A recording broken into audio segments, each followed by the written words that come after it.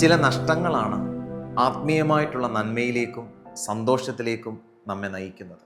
സക്കേവൂസ് എന്ന് പറയുന്ന മനുഷ്യൻ തൻ്റെ ജീവിതത്തിൽ ഒരുപാട് സ്വത്തും സമ്പത്തും ഭൗതികമായിട്ടുള്ള നന്മകളും കൊണ്ട് സന്തോഷിക്കുന്ന ഒരു മനുഷ്യനാണ്.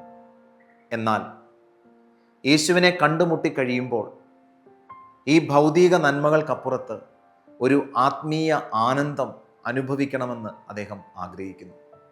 അങ്ങനെ തൻ്റെ സ്വത്ത് അദ്ദേഹം മറ്റുള്ളവരുമായി പങ്കുവയ്ക്കുന്നു.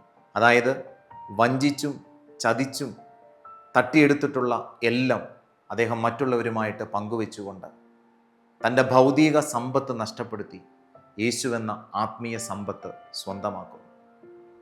ആത്മീയ ജീവിതത്തിൻ്റെ പാതയിൽ വളരുവാൻ ആഗ്രഹിക്കുന്നവർ ചില നഷ്ടങ്ങൾ ജീവിതത്തിൽ ഏറ്റെടുക്കുവാൻ തയ്യാറാകണം. ചില നഷ്ടങ്ങളാണ് നേട്ടങ്ങളിലേക്ക് നമ്മെ നയിക്കുന്നത് എന്ന് നമുക്ക് തിരിച്ചറിയാം. ഉറക്കം നഷ്ടപ്പെട്ട് പഠിക്കുന്നവർക്ക് നല്ല മാർക്ക് കിട്ടുന്നു.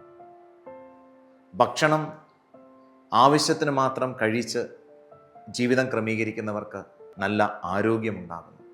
അതിനാൽ നഷ്ടങ്ങൾ എന്നും നഷ്ടങ്ങളായി തുടരുന്നില്ല, മറിച്ച് നഷ്ടങ്ങൾ നേട്ടങ്ങളായിട്ട് പിന്നീട് നമ്മുടെ ജീവിതത്തിൽ മാറും എന്ന് വചനം നമ്മെ പഠിപ്പിക്കുന്നു.